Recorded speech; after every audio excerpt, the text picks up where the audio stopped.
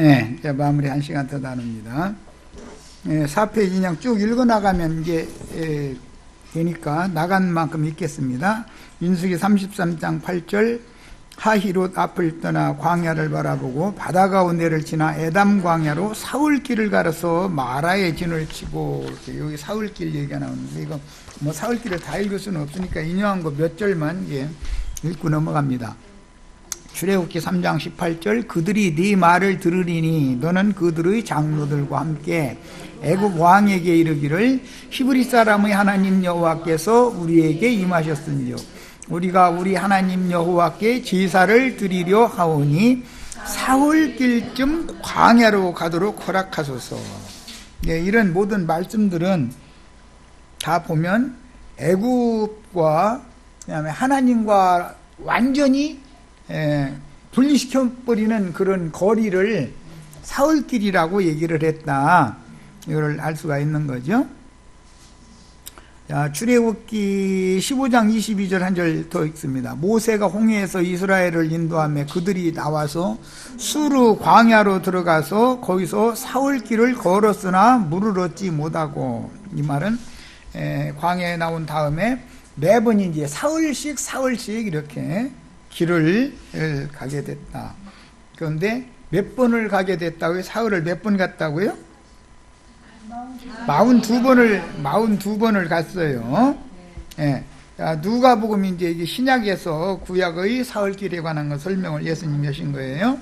13장 32절로 33절 이르시되 너희는 가서 저 여우에게 이르되 오늘과 내일은 내가 귀신을 쫓아내며 병을 고치다가 제3일에는 완전하여 지리라. 그러니까 이 말은 제3일은 여기서 해석을 주님이 스스로 하시기를 세상사와 완전히 분별되어져 가지고 완전해지는 그런 기간을 사흘이라고 성경에는 예시를 한 거다. 실제로는 그러나 오늘과 내일과 모레 이게 사흘길이죠. 내가 갈 길을 가야 하리니, 이것은 이제 구름기둥 불기둥이 앞서서 갔던 것은 예수님이 앞서 가는 것을 상징한 거였었다는 거예요.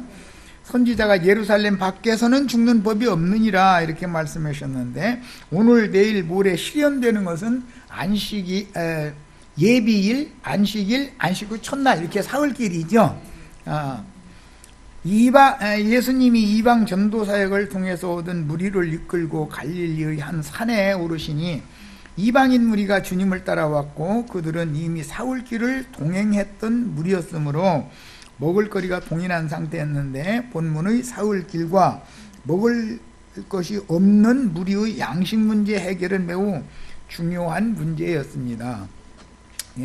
구원을 받은 것이 다가 아니고 구원받은 이후로 사흘씩 길을 걸어서 목표 지점에까지 가는데 그 다음 연결이 필요하다는 거죠. 그러니까 믿어서 구원받은 사람들은 당연히 양육이 필요한 거죠, 이제 지금부터. 그런데 그 양육이라고 하는 것은 세상 사랑하는 마음, 육체의 모든 각색, 육체의 정욕들을 다 이게 빼버리고 위로부터는 신령한 것들로 채워놓는 것이죠. 그게 사흘길씩 인도해 가시는 하나님의 구원 방법이에요. 이제 이런 이치를 정확하게 안다면, 지난 이제 얼마 전에 어떤 이제 형제들이 날마다 자기를 못 박는다고 그런 얘기 했는데, 날마다 못 박는 게 아니라 장사도 하고 부활하고 그 다음에 또 못 박아서 죽은 자는 또 장사하고 또 부활하고, 이것을 반복시키는 얘기인 것이 날마다 못만 박으면 안 되는 거죠. 아니, 못 박혀서 죽었으면 당연히 묻어야 되는 것이고 무덤에 있을 수 없으니까 부활해야 되는 것인 것이지. 진리를 뭐든지 정확하게 알고서 누구를 가르쳐야 되는데, 그 어줍지 않은 소리 하는 사람들 치고 목소리가 더 커, 목청은 또 커. 이게 문제죠. 이방인들이 세상 나라와는 아주 멀리 떠나서 사흘길씩 앞서가시며 유진 장소를 찾으시는, 계속 이끌어 가시면 백성들이 광야에서 지쳐서 쓰러지니까 사흘길을 데리고 가서 거기서 쉬는 거죠. 이따가 다음에 또 사흘길을 또 데리고 가고 이렇게 하는데 42번을 그렇게 하니까 가나안 땅에 드디어 도달이 되더라는 거잖아요. 근데 이 말은 이제 신약으로 하자면 완전히 혈과육이 후패되어지고 속사람이 강건하게 되어지기까지는 그런 과정이 다 거치기 마련이다. 예수 믿으면 축복이 오는 것이 아니라 세상 사랑하는 마음이 다 빠지고 욕심이라는 것이 자꾸 육체의 욕망, 탐욕이라는 것은 전부 제거되어지고 위로부터는 신령한 영적 지혜와 영적 지식이 더해져서 빛으로 충만케 되어지는 과정이다 그 말이죠. 자, 출애굽한 하나님의 백성들은 광야로 나와서 사흘길 시구를 앞으로 나아갔는데 그때마다 항상 문제는 먹고 마시는 문제였듯이 갈릴리 서편과 북편의 이방 땅에서 주님을 쫓아 갈릴리 한 산 아래까지 사흘길을 따라온 큰 무리의 이방인들을 먹고 마시게 하는 문제는 가장 시급한 문제였습니다. 예수께서 이제 제자들을 불러서 이 나를 따라오기 시작한 지가 사흘이 지났는데 지금 굶겨서 보낼 수가 있냐? 먹여서 보내야지. 이제 그 얘기를 주제달보 하셨죠. 예. 저 6절, 저 6페이지 저 아래 보겠습니다. 길에서 기진할까 하여 굶겨 보내지 못하겠노라. 이것은 주님이 구속한 백성들을 먹여서 양육하는 것을 지금 말하고자 한다는 거예요. 이제 구원받은 것이 다가 아니고 구원받은 이후에 구원을 이루는 과정이 더 중요하다. 이제부터는 그 말이죠. 후사 상속자가 되어져서 하나님 나라를 상속할 때까지 길러내는 것이 굉장히 중요한 것이죠. 세상에서도 아이를 나누는 것도 중요하지만 기르는 게 사실은 손이 더 가지요. 뭐 잉태했을 땐 뱃속에 있으니까 요즘엔 더구나 옛날 같지 않고 의사한테 아이 임신하면은 의사한테 맡겨가지고 의사 오라는 날 가서 진찰 받고 하라는 대로 하고 그러면 아이가 잘 자라니까 큰 문제가 없죠. 낳은 다음에가 문제지 사실은. 과거 애굽의 고센 땅에서 유월절을 먹고 급히 출발하여 12지파의 어른들의 지휘를 받으면서 그 밤에 급히 출발하여 홍해를 건너 광야에 나온 이스라엘 신앙 공동체의 역사적인 사건이 예수님과 이방인 무리를 통해서 역사적인 표적으로 지금 재현되는 본문 말씀은 복음을 받아들인 이방인들의 광야 교회 생활을 암시하는 표적이다. 그러므로 혈통적인 이스라엘만 출애굽을 해서 광야 생활한 게 아니라 이방 가운데 복음을 믿어서 구원받은 성도들도 당연히 광야 교회 생활을 거쳐야 완전한 천국 세계로 들어가는 것이다. 지금 그 말인 것이죠. 불쌍한 영혼들의 목자장이신 주님의 생각은 주님을 따르는 무리가 광야길에서 굶주림으로 기진하여 쓰러지지 않도록 먹고 마실 떡과 물을 준비하셔야 했는데 이미 앞서 갈릴리 동편 광야에서와 같이 갈릴리 동편, 요단 동편이라는 것은 미리 기업을 약속으로 받은 두 지파 반의 몫이 요단 동편에 있는 거잖아요. 그런데 자기 땅, 자기 백성들을 전도하시고 요단 동편을 들려서 그 다음에 이방 땅을 또 전도하시는 얘기를 지금 하신 거예요. 제자들이 이 문제를 해결하기를 바랐던 것이니 제자들에게 목양을 가르치는 사역이요 연습 과정이다. 예수님이 지금 이 훈련을 시키는 것은 실제로는 제자들을 앞으로 이런 목자들로 써야 되기 때문에 훈련을 지금 시키는 거예요.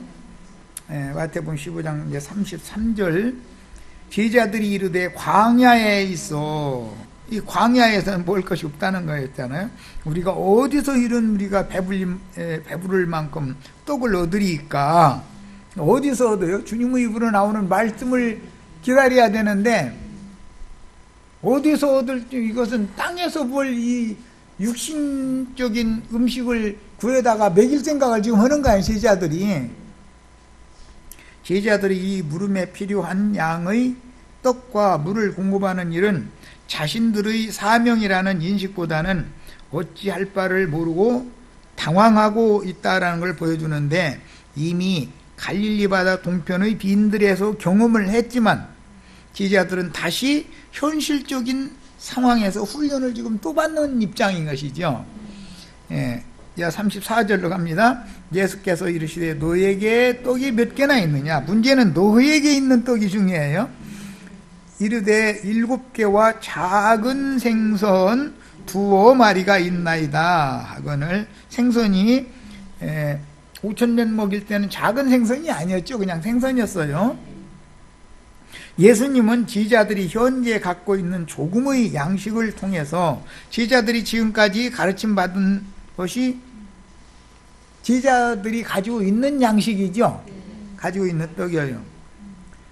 그걸 통해서 다시 큰 이적을 일으킬 것이라는 암시를 해 주시는데, 앞에서 살펴보았던 것처럼 제자들이 현재 가지고 있는 약간의 영적 지식은 이 무리를 능히 배불리 먹이고도 남을 만한 영적 신령한 식물의 원천이 될 수가 있다. 이런 사실을 지난번에도 이걸 가르쳐 주셨는데 이번에 또 가르쳐 주시는 거예요. 지난번에는 그 대신 어린아이가 가지고 있는 떡과 물고기였었죠. 제자들은 지금까지 주님을 따르며 배운 영적 지식들이 있었고, 성경에서 그 어린아이들이라고 하는 것은 육신에 속한 신자들을 말하는 거예요. 안 믿는 게 아니고, 고린도전서 3장에 보면 너희가 아직도 육신에 속하여 어린아이와 같아서 내가 단단한 식물로 먹일 수가 없다 그랬잖아요. 안 믿는 사람들을 말하는 게 아니죠. 태어났지요.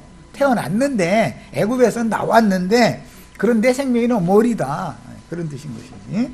자, 그것을 주님의 손에 들여서 축사받으면 이 무리를 능히 배불리 먹이고도 충분히 남을 수 있는 엄청난 자산이 된다는 확신을 제자들에게 심어주셔야만 예루살렘에 올라가서 장로들과 대제사장들과 바리새인과 서기관들에게 박해를 당하여 예수님이 죽더라도 제자들이 이어서 사명을 감당할 수가 있기 때문에 제자들을 자꾸 이게 훈련을 시켜야 되는 것이에요. 주님의 입장에서 보면. 물론 경륜적으로 본다면 앞서 5,000명을 먹일 때는 베드로와 야고보가 유대인들에게로 보내심을 받은 증인들 중의 대표자들이다. 그 다음에 이번에 4,000명을 먹이기 위해서는 바울과 바나바가 이방인들에게 보냄받은 모든 증인들 중에 대표자들이다 그래요. 자, 그래서 이방인들의 7교회의 사자들은 그 대표가 누구냐면 바울과 바나바지요. 예, 율법 제도권 안에 있던 혈통적인 이스라엘 백성들 중에 구원을 얻은 예루살렘 교회에서는 야고보와 베드로가 장로 중에 그 머리가 되는 장로들이었잖아요. 사도행전 15장에 보면 그 두 사람이 모든 걸 최후로 결정하잖아요. 자, 이르되 7개와 작은 생선 2마리가 있나이다 하거늘. 여기 7이라는 성경의 숫자는 완성의 수인 12, 12로 나아가는 과정의 완전한 수인데, 수의 구성은 1에다가 6을 더해도 7이 되죠. 3에다가 4를 더해도 7이 되어요. 이 두 조합이 있어서 자칭 유대인의 회를 대표하는 7교회에 적용할 때는, 세속화된 세상교회에 적용할 때는 유일하신 한 분의 하나님과 땅의 육적 인간들의 연합이다 이거예요. 이런 개념이며, 주님의 몸된 교회에 적용하는 수로는 구속을 이루신 주님과 일이 아니죠.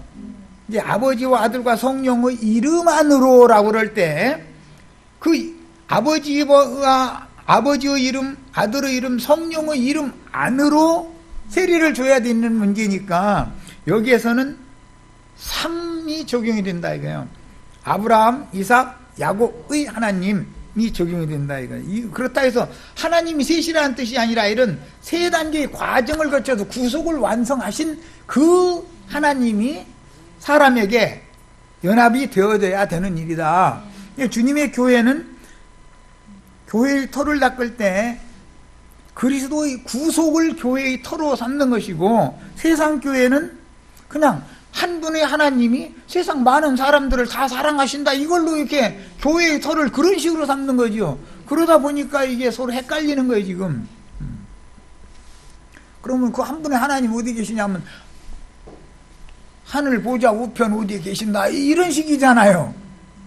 실제로 내 안에 오신, 구속을 이루시고 내 안에 오신 그 주님을 믿는, 믿음이 있는 사람들을 통해서나 목양을 하든 목회를 하든 해야 되는 것인데, 하나님과 너무 멀리 떨어져 있는 하늘에 계신 한 분 하나님과 땅에 있는 죄인들과 강제로 연합을 시킨다고 해서 이게 되냐 이 말이요. 간격이 너무 먼데, 일에다가 육을 더하는 건, 그러니까 이건 구원이 아니죠. 이건 율법신앙이다, 이게 세상신앙이다 이거요. 그래서 3에다가 4를 더할 때, 뭐 1에다가 6을 더할 때는 숫자 개념이 전혀 개념이 다른 거다.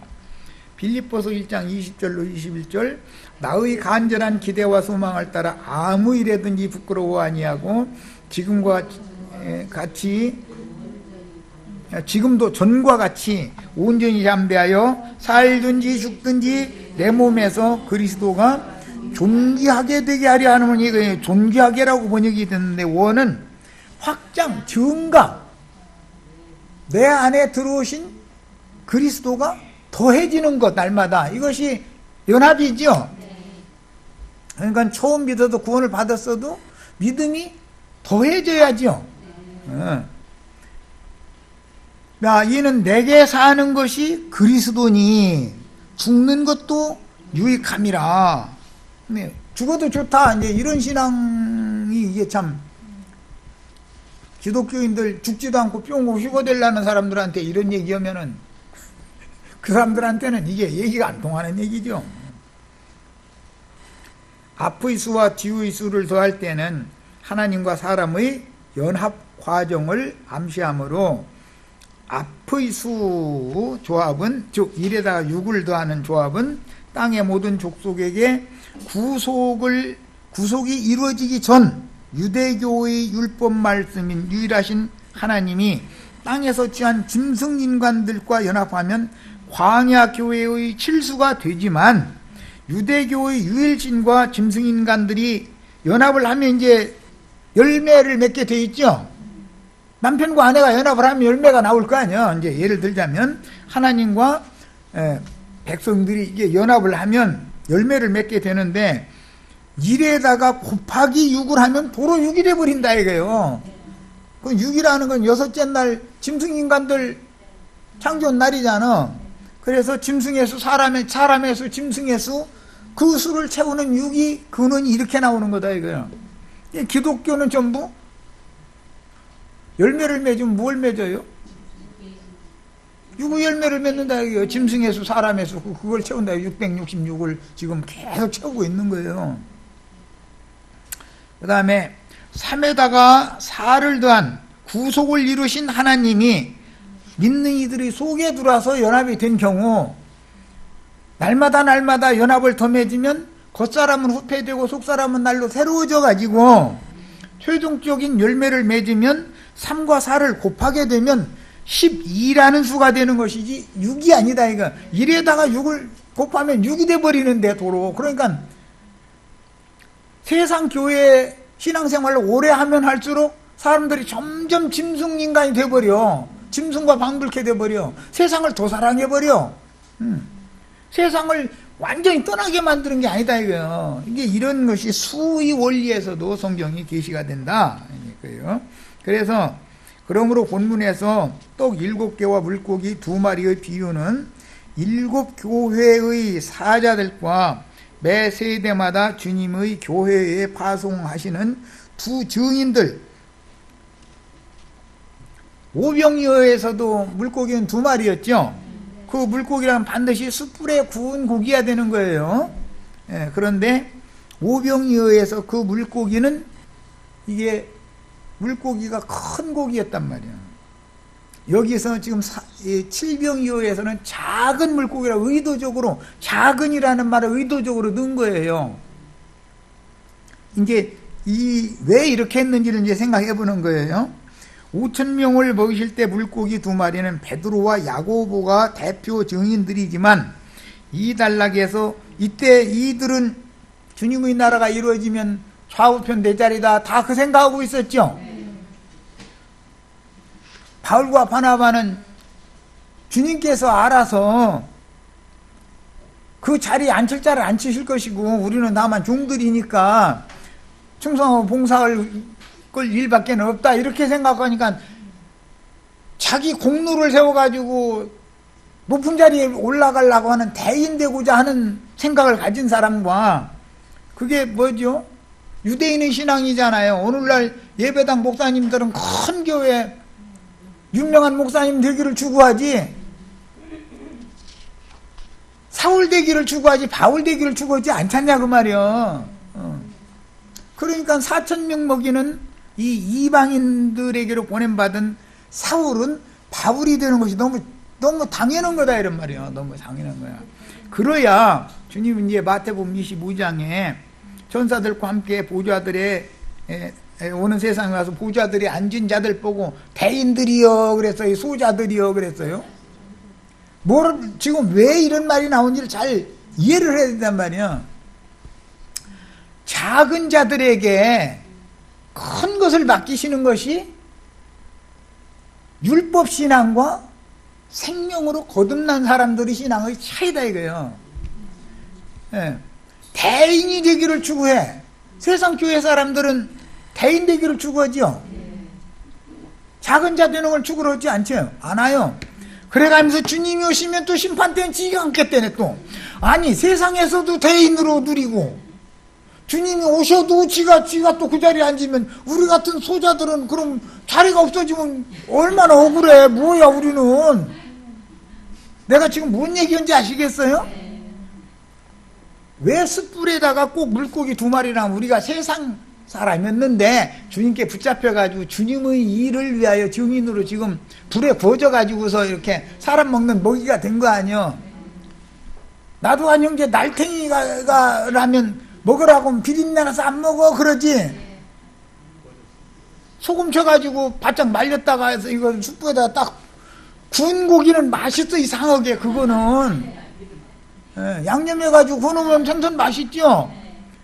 예수님이 먹이러 오신 거 아니에요. 그것처럼 주의 종들도 다 세상 사람처럼 그렇게 살면 안 된다 이거. 이제 주님께 붙잡혔으니까 그럼 주님이 이제 이거 포 떠가지고 말려가지고 소금 쳐야지. 이거 우리 안 잡으면 잘 알겠구만.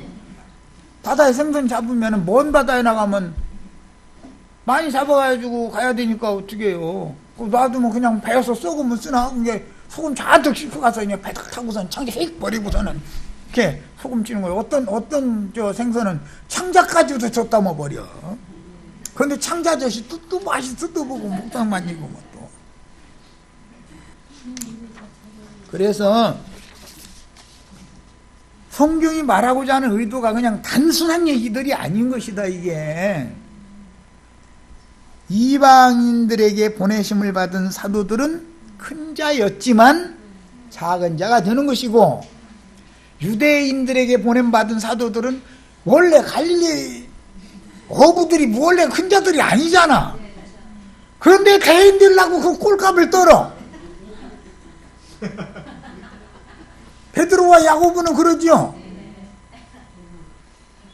아니 예루살렘 사람들이 보면 꼴값 떨고 앉았네. 이게 이런 뭐 내놓을 곳이 없는 사람들이요. 그런데 저희가 큰 자리에 높은 자리에 앉겠다고 그 난리를 죽여. 그런데 바울과 바나바는 작은 자가 된다 이거예요. 그렇게 작은 자가 되지 않으면 바늘구멍을 절대 못 나간다니까. 천국에 들어간다고 하는 소리 이제 결론을 내리는 시간이 이게 세 번째 마지막 시간. 말하고자 하는 의도가 뭔지 아시겠죠? 약대가 바늘구멍으로 어떻게 지나가? 주님께서 작은 자 중에 작은 자로 만들면 큰 자도 사울도 바울로 만들어 놓으면 다 지나가게 돼 있어. 그래서 하나님은 다 하실 수 있느니라 그랬어.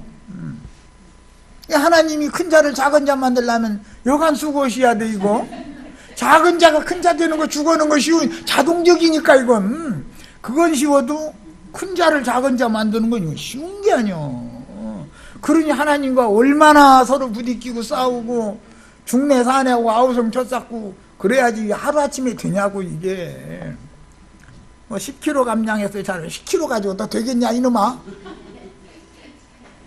네가 지금 60kg 나가면 40kg 나가야 돼. 너 20kg 빼야 돼. 이러면 사람을 차라리 죽으라고 그러세요. 이러지. 그게 되겠냔 말이야. 하나님은 능히 큰 자도 작은 자 만드셔서 천국에 능히 데려다 놓으실 수 있어. 그런데 그 과정에서 사울길을 42번 나만 따라와 끝까지 그러면 너 거기 지나가게 돼 있어. 이렇게 하시니까 사람 죽어 이거. 그냥 아니 이 정도면 되지 않았어요? 자꾸 물어봤다니까. 주님은 아직 멀었다는데. 베드로는 그래서 죽는 데까지 나 따라간다고 그랬네. 따라가요 못 따라가요? 바울은 나 따라가겠다고 장담한 적도 없어. 바울이 뭐 언제 그런 적 어디가 있어?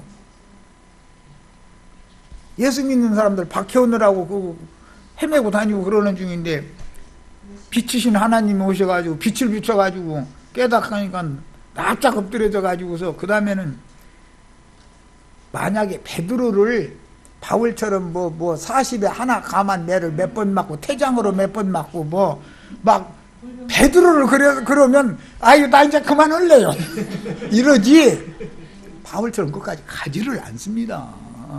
그래서 유대인에게 보낸 사도들은 작은 물고기라고 하지를 않은 거예요. 역시 숯불에 구운 고기들이지만 작은 물고기라고를 안 했어. 이방인들의 사도들을 말할 때, 증인들을 말할 때는 작은 물고기라고 의도적으로 해놓은 거예요. 성경 읽을 때는 눈이 열려야 돼. 그래서 약대도 다 바늘구멍 통과해서 천국에 들어가게 만들 수 있는 분은 하나님밖에 없어. 이걸 꼭 믿으셔야 돼. 그걸로 맡겨둬야 되잖아. 맡겨둬야 되거든. 예루살렘 교회의 두 증인들은 사도들의 활동 시기 당시에도 큰 자들로서 그랬죠. 예루살렘 교회에 베드로가 참 베드로 큰 시험 당했어. 하루 설교했더니 3,000명이 회개하고 돌아오고 하루 또 설교한 게 5,000명이 돌아오고 그러니까는 오메 이거 나한테 능력이 나오네. 막 이제 능력이 임하셨구만. 그러면 베드로가 나는 지금 안 봐서 모르고 성경에 안 써있는데 기도하면 너희 주의 능력을 주시옵소서 그리하오면 우리가 주를 위해서 막 뭐 봉사하겠나이다 이렇게 기도했을 거라고 난 믿어. 바울 사도는 나한테 그런 능력 주시지 말고 주님이 알아서 하시라고. 나 가라는 대로 가고 쓰라고는 쓰고 알아서 할 거니까. 전에 내가 큰 자로 한 짓이 뭔데 내 큰자 했을 때 한 짓이 뭔데 지금 와서 주님 앞에서 큰 능력 받아가지고 또 큰 자 되려고 나 그런 미친 짓 않겠습니다 이럴 거 아니냐 이 말이요. 예를 드는 거예요. 성경에 이렇게는 안 써있지만 그렇지 않냐 이 말이에요. 이치가. 베드로와 다른 제자들은 밤이 맞도록 이제 갈릴리에서 만나자 그러니까 이제 갈릴리 바다로 고기 잡으러 갔어. 그런데 밤새도록 고기를 잡는데 고기가 한 마리도 안 잡혔대. 또 그것도 기적이요. 고기 잡는 기술자들인데 이게 갈릴리 바다에 고기 잡는 게 기술자들인데 밤이 새도록 한 마리도 못 잡는 것이 더구나 일곱 명이나 배 타가지고 혼자 잡는 것도 아니고 그런데 한 마리도 못 잡은 게 이게 여간 능력이요 이게. 이제 날이 셀무렵이 되니까 얘들아 너희 중에 물고기가 몇 마리나 있느냐 이렇게 보니까 요간이 보니까 예수님이 저 모래장불에 앉아가지고 연기 퐁퐁 나는데 보니까 생선 굽고 있네.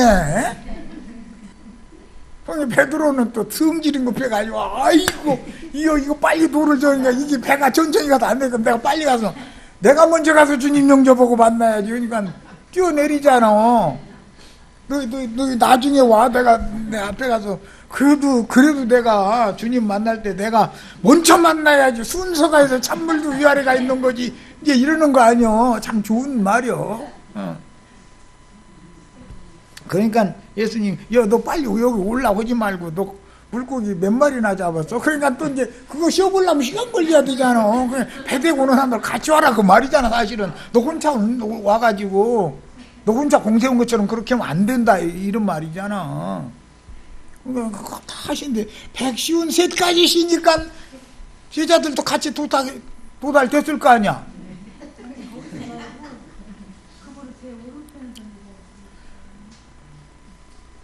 그런데 그 고기가 작은 생선이라고 했어요? 큰 생선이라고 했어요? 그러니까 베드로는 꼭 큰 것을 좋아하더만, 뭐 보면. 물고기를 잡아도 큰 고기만 잡아.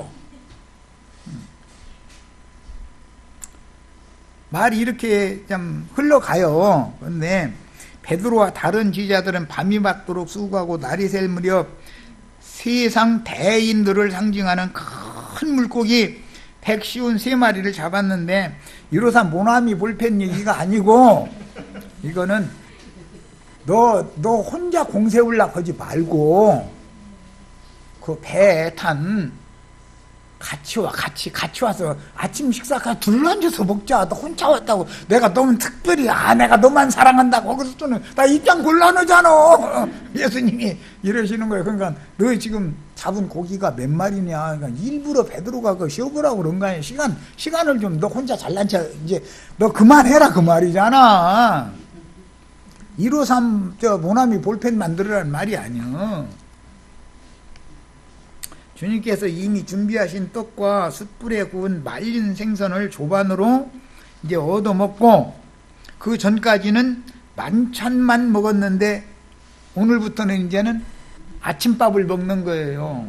아침밥을 얻어먹고 새 힘을 얻어서 그 다음에 주님께서 3번이나 내 어린 양을 먹여라, 내 양을 먹여라, 내 양을 쳐라, 이렇게 베드로를 이제 치료도 하실 겸 베드로에게 사명을 위임을 이제 하시는 얘기를 했어요. 그때 베드로가 제일 먼저 깨달아야 될 건 뭐냐면, 내가 그래도 이 제자들보다 내가 주님 앞에는 공이 더 크지, 이런 생각을 버려야 된다. 그 생각을 가지고는 천국의 바늘길을 절대 통과를 못해. 그걸 가지고는. 그래서 이 세상 대인들은 자기 영광을 자꾸 추구를 하지 하나님의 영광을 추구하는 게 아니기 때문에 천국엔 절대 못 들어가는 것이거든. 목사님들 들으면 기분 나쁠지 모르지만 목사님들 천국에 들어가기 정말 힘들어. 그런 줄만 아셔. 인간적인 윤리 도덕적으로 보면 나보다 훨씬 훌륭하신 분들이겠지만, 그러나 성경의 진리대로 한다면 목사님들은 미안하지만 못 들어갈 목사님들이 너무 많아.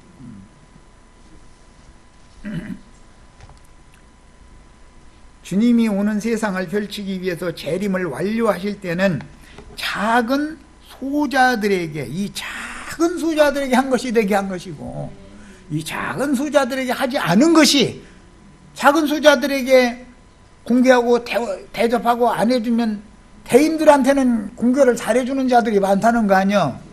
목사님들한테는 꾹꾹하는 사람들이 너무 많죠. 그 사람들, 그 목사님 밑에 있는 그들은 천국에 들어간다 못 들어간다? 뻔한 얘기 아니냐 이 말이요. 그들이 다 약대들인데 어떻게 바늘구멍을 통과할 건데, 무슨 재주로. 자기네들은 막 지성이면 감천이지 이게 하면 될 걸로 그러는데, 말도 안 되는 소리요. 진리 말씀이 믿어져야 되는 것이지. 부자 청년이 천국 앞에까지 왔다가 근심하면서 떠나가 버렸다겠어. 그 사람이 행위로 보면은 어릴 때부터 율법의 모든 말씀을 다 지킨 사람인데, 윤리 도덕적으로 보면은 나도한 형제보다 훨씬 훌륭한 사람이지 모든 사람이겠어? 복음을 정확하게 알아야 된다 이거예요. 진리를.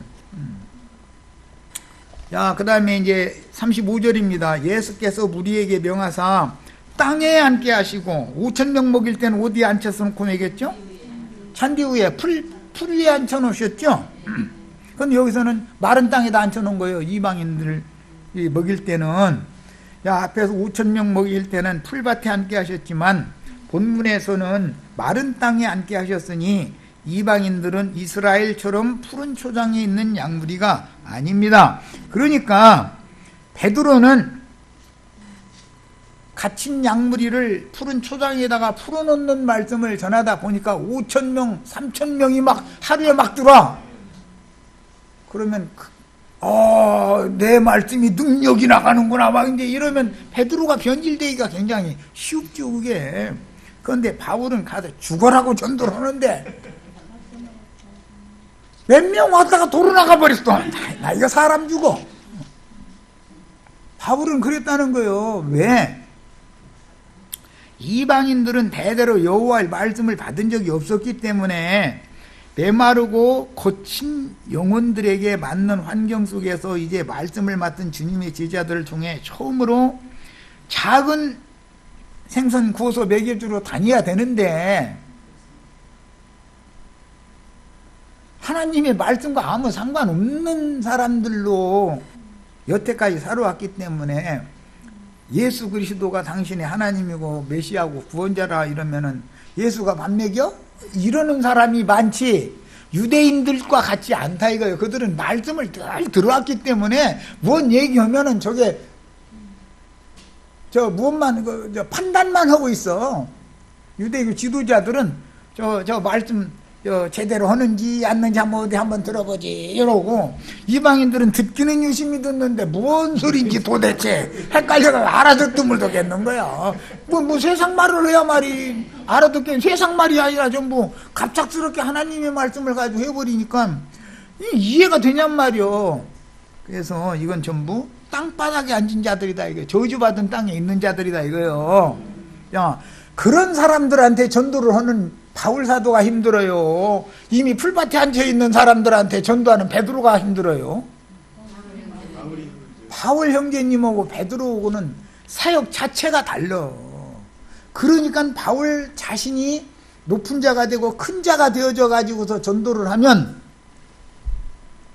이방인들이 그 영이교만 해가지고 또 그건 잘 알아. 또 눈치는 빨라가지고 뭐라고 하냐면 너나 잘하시오 이렇게 해버려. 들으려고 않고. 그러니까 이방인들보다도 더 작은 자가 되지 않으면 사람을 얻기 어렵다 이거예요. 높은 자세로 고자세로 이렇게 막 찍어 누르는 설교만 하던 사람은 진짜로 하나님의 나라의 후사 상속자들을 전도할 수가 없어. 그들은 저 위에서 저 아래에 있는 사람들은 자꾸 가르치는 영으로만 하려고 그러고 지배하는 영으로 하려고 그러지 자기가 체험된 사실이 없다는 것이 그 말 속에서 묻어나온다 이거예요. 하는 행동 속에서. 그럼 그래가지고서는 그게 이방 사역을 할 수가 없다는 거예요. 야, 그래서 푸른 잔디에 앉아서 주님이 축사하신 음식을 먹은 건 유대인들이고 우기가 막 지나고 6월절이 가까워지는 그 5,000명 먹일 때는 6월절이 가까운 때라고 그랬었죠. 요한복음에. 그러나 6월절에는 싹이 새로 나오고 돋아나고 뭐 그래서 이제 목양을 하기가 좋은 철이었다 이거예요. 유대인들에게 전도를 하는 사도들은. 그런데 유대인들 구원 얻을 자의 충만한 수가 다 차고 나서 이방인에게 보내심을 받았을 때는 풀이 나는 철이 아니여. 이제 풀이 다 말라가지고 바짝 말라서 마른 땅 철이 와버린 거예요. 그래서 이방인에게 보낸 사도들이 훨씬 더 사역을 힘들게 하는 거예요. 자, 이제 여기서 우리는 생각을 해봐야 돼요. 마태복음 20장에 보면 1시간 일한 사람 똑같은 품삯 받고 먼저 삭 받았죠. 1시간 일한 사람이 작은 자예요, 큰 자예요?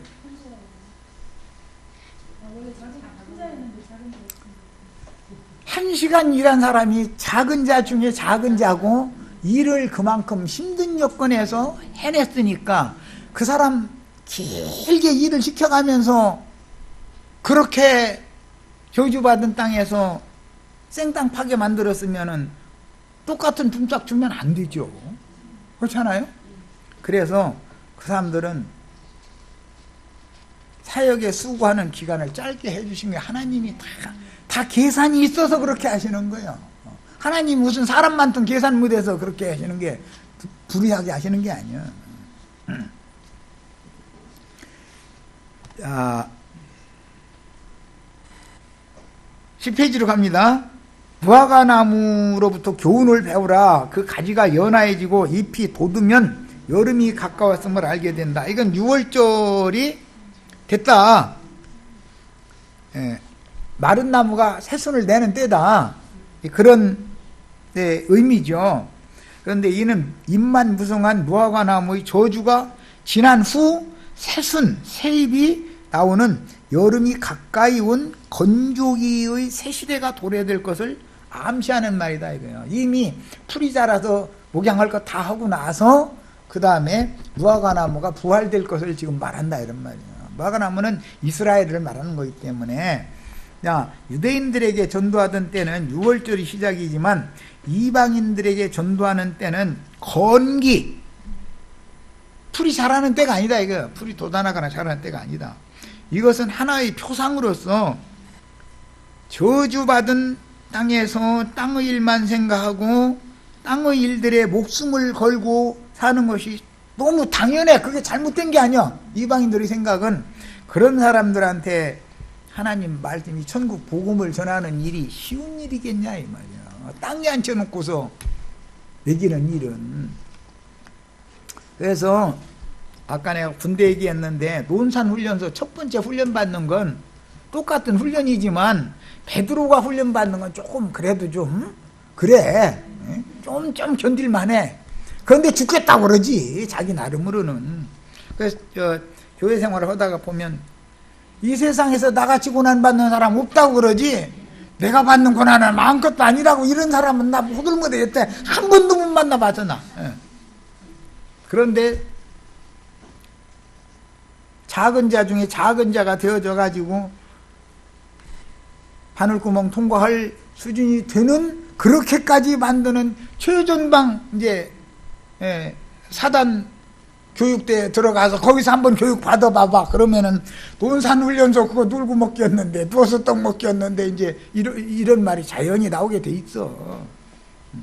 두 번째 하는 이 이방인들의 사역이 사실은 그들은 말씀에 대해서는 관심도 없고 하나님 어쩌고 해봐야 그냥 추상적으로 어딘가 있는 뭐 신이 있기는 있을 거지, 뭐 있는 것 같기는 해, 뭐 이 식이지. 예수님이 하나님이다 이랬다가는 그 2000년 전에 유대 땅에 왔다는 인간 보고 왜 하나님이라고 그래 이렇게 얘기하고, 이거 설명해 주는 일이야. 쉬운 일이 아니야 이게. 자, 그러므로 예루살렘 교회는 안디옥 교회의 태동 이후에 AD 105년 이스라엘의 멸망과 함께 예루살렘 교회는, 첫 번째 세워진 교회는 없어져 버리죠. 본격적인 이방인의 때로 이제 안디옥 교회를 통해서 이방인의 때로 이어지게 됐는데, 이방인의 때가 차기까지 예루살렘은 이방인들에게 짓밟히리라는 주님의 예언이 현재까지 지금 이어지고 있는 중이에요. 아직 무화과가 부활되는 때가 완전히 지금 부활이 된 상태가 아닌 거지요. 지금 부활을 앞두고 있는 때에 우리가 지금 살고 있는 거지. 이방인의 때가 차면, 즉 포도 추수가 끝나면 포도나무 잎으로 마르고 포도나무 잎도 마르고 무화과의 때가 다시 돌아오므로 사도시대의 초기와 같이 12지파의 예루살렘 교회는 짐승의 때 큰 환란에서 나온 흰옷을 입은 우편 양들로 회복되고, 이스라엘의 회복은 곧 예언된 그 천년기간의 메시아 왕국이 나타나는 새 시대로 접어들게 된다. 이게 하나님의 경륜이다 이거예요. 그러므로 사도시대의 오순절 절기 성취와 같은 역사적인 사건이 재현되므로 하늘의 하나님께로부터 내려오는 거룩한 성 새 예루살렘에 의하여 우편 양들의 장막의 심판이 지나간 새 세상에 실현되어 그 천년이 차기까지 이스라엘의 영광 온천하에 드러나는 때가 반드시 오는 겁니다. 지금 우리는 이 새 시대의 앞에 와, 이방 추수를 종교하는 이 시점에 앞에 와 있는 거죠. 바짝 와 있는 거예요. 그래서 우리는 때와 시기를 정해두고 우주를 경영하시는 하나님의 시간표에 대하여 진리 지식을 구비해야 됩니다. 이 마태복음은 이게 하나님의 경륜에 모든 게 맞춰서 지금 의도적으로 감추인 이런 암호화된 비밀 말씀으로 기록이 된 거예요.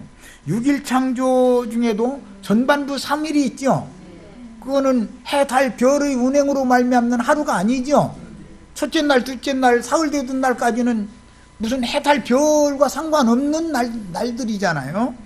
그런 전반부 3일과 24시간을 하루로 계산하는 넷째 날부터 후반부 3일 창조가 겹치는 이치와 하루 안식인 도합 7일로 시작되는 창세기 1장부터 창세로부터 감추인 천국의 비밀에 대한 하나님의 우주 경영을 암시하는 내용들이 완성인 70일의 비밀이 역사상에 실현되어 나타날 7000년 역사 진행까지 상세하게 계시된 내용들을 숙지를 해야 합니다. 7일간의 한 주기, 7절기, 7년 안식년, 면제년, 희년의 성취인 이방인들의 교회 시대에는 이스라엘 12지파는 천국 바깥 어두운 데인 세상에 버려둠을 당하여 2000년이 지나고 70일의 역사적인 시련인 정해진 시대의 종결기에는 교회 시대의 끝이 한 번 있고 1000년이 찬 다음에 또 한 시대의 종결이 또 있어요. 큰 환란기인 짐승 때가 반드시 당연히 이르게 된다. 마지막 한 일이라는 건 그 기간을 당연히 거치게 되는 거예요. 한 시대가 종결되려면 이방인들의 교회 추수 종결과 가라지 심판에 이어 세상 나라 심판 후에는 무화과의 때가 회복되는 비밀스러운 하나님의 시대 경영을 상세하게 숙지해야만 교회 추수를 위해서 주님께서 축사하신 말씀을 맡아 천국 농사의 결말인 추수하는 일에 쓰임을 받을 수가 있습니다. 그러면 제일 중요한 건 작은 자가 되는 거예요. 작은 자가 되지 않으면 그 힘센 천사가 주는 열린 작은 책의 말씀을 작은 자에게 주시는 것이지 큰 자들에게 주는 게 아니다. 절대 기본적으로 이걸 알고 있으셔야 돼. 그 다음에 저 아래 보겠습니다. 7광주리에 차게 거두었으며 5,000명 먹일 때는 12바구니에 차게 거두었다 이렇게 돼 있죠. 12바구니라는 용어와 광주리라는 용어는 용어 자체가 다른 말이나 지난번에 내가 그 얼핏 설명했었죠. 바구니라고 하는 것은 유대인들이 여행을 할 때 음식물을 담아가지고 낙이나 약대나 이런 데다 채워가지고 다니는 그런 음식 그릇을 말하는 것인데 그것은